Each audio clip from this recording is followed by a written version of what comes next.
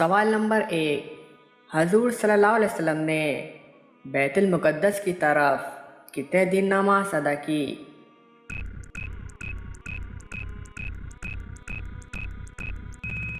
جواب 16 مہینے نماز ادا کی۔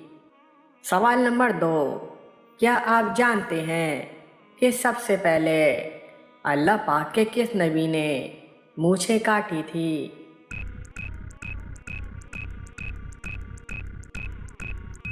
جواب حضرت ابراہیم علیہ السلام نے۔ سوال نمبر 3، کیا آپ جانتے ہیں کہ اللہ پاک کے نبی حضرت موسیٰ علیہ السلام کا قد کتنا تھا؟